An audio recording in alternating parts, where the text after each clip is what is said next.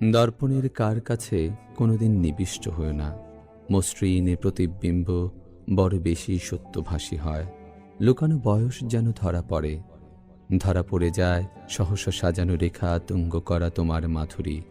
আমরা যা ধরে রাখি, সোজা করে রাখি, যে সুষমা রেশমি ফিতে বেঁধে দৃঢ় হস্তে, স্পঞ্জে, কৈশর্টে বাঁধন না থাকলে যা একটুখানি দাঁড়াতে জানে না, সারি সারি ঠেস দেয়া কাঠামোর আপিত আদল যতই কোমল ভাবো, আসলে ভাস্কর জানে তার চিহ্নের আড়ালে আছে একখণ্ড গরিব পাথর।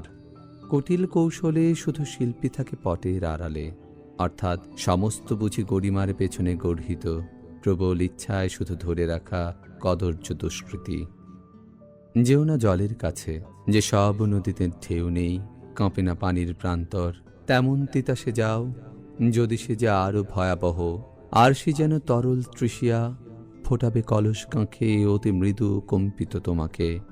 কেমন শীতল লাগে, নীলাম্বরী জলে ভিজে যায় যেন কার বউ তুমি, পরন্ত বয়সী মাতা যেন ধুলোয় খেলায় নিমগ্ন দুটি অবোধ শিশুর। অথবা ফিরতে হবে ঘরা নিয়ে ভাদুকর গাঁর তারিখ মিরের এক খরে ছাওয়া স্বপ্নের গহ্বরে। যেমন ধবলি ফেরে পরিতৃপ্ত সন্ধ্যায় গোয়ালে, কিংবা হুঁকর করা খক খক কাশের গমক পানির প্রভাবে যদি বেজে ওঠে, কি হবে তখন? তাই বলি, ঢেউ তোলা কলস ডুবিয়ে দাও জলে, ভেঙে দাও সব রেখা প্রতারক পানির প্রভাবে। মুহূর্তে যা সত্য বলে অতিশয় প্রতিভাত হলে তোমার শরীর কাঁপে, অবয়ব দৃঢ়তা হারায়।